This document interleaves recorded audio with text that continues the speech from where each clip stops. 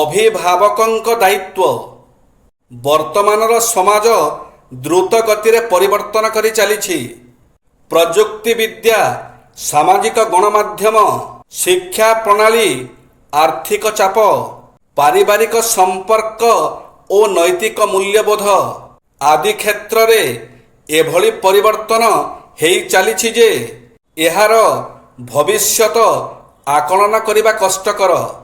ଏଭଳି ଏକ ଘଡ଼ି ସନ୍ଧି ମୁହୂର୍ତ୍ତରେ ଶିଶୁମାନଙ୍କ ଜୀବନ ଓ ଭବିଷ୍ୟତକୁ ଠିକ୍ ଦିଗରେ ଗଢ଼ିବା ପାଇଁ ଅଭିଭାବକ ବା ପିତାମାତାଙ୍କ ଦାୟିତ୍ୱ ଖୁବ୍ ଗୁରୁତ୍ୱପୂର୍ଣ୍ଣ।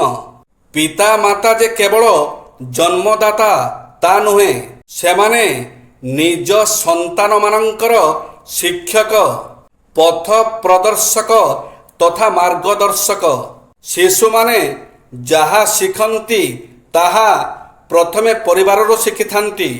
ସତ୍ୟବାଦିତା, ଶିଷ୍ଟାଚାର, ଶ୍ରଦ୍ଧା, ସଂସ୍କାର, ଅନୁଶାସନ, ସହନଶୀଳତା, ଗୁରୁଜନମାନଙ୍କୁ ସମ୍ମାନ ଓ ଦାୟିତ୍ୱବୋଧ ଆଦି ସବୁ ଗୁଣ ପିତାମାତାଙ୍କର ବ୍ୟବହାର ଓ ପ୍ରବୃତ୍ତି ଦ୍ୱାରା ଗଢ଼ି ଉଠେ। ସେଥିପାଇଁ ଯଥାର୍ଥରେ କୁହାଯାଏ, ପରିବାରରୁ ସଂସ୍କାର ଆସିଥାଏ।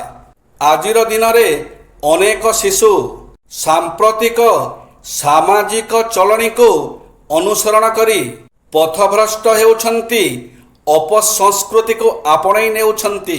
ସେଠାରେ ଅଭିଭାବକମାନଙ୍କର ନୈତିକ ଦାୟିତ୍ୱ ହେଉଛି ସନ୍ତାନମାନଙ୍କୁ ସେଥିରୁ ବାରଣ କରି ସଂସ୍କାରମୂଳକ ଶିକ୍ଷା ପ୍ରଦାନ କରିବା।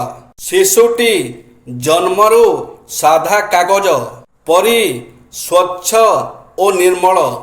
ପରିବାର ଓ ସମାଜ ତା ଉପରେ ଯେଉଁ ଚିତ୍ର ଆଙ୍କେ ସେଇଟା ତା ଜୀବନର ଚରିତ୍ର ହୋଇଯାଏ। ଆଜି ସମାଜରେ ଅସହିଷ୍ଣୁତା, ହିଂସା, କ୍ରୋଧ, ମିଥ୍ୟା, ଧୋକା, ଆତ୍ମକେନ୍ଦ୍ରିକତା ଓ ନୈତିକ ଅବକ୍ଷୟ ଭଳି ଅନେକ ସମସ୍ୟା ଦେଖାଯାଉଛି। ଏହାର ମୂଳରେ ସଂସ୍କାରର ଅଭାବ। ମା ବୋଲି ଏଇ ଗୋଟିଏ ଅକ୍ଷର ଦୁନିଆରେ ସବୁଠୁ ମଧୁର। ଲୁଚି କାନିରେ ଝୋଡ଼େଇ ଦେଲେ ଛୋଟ ଲାଗେ ଏଇ ସଂସାର।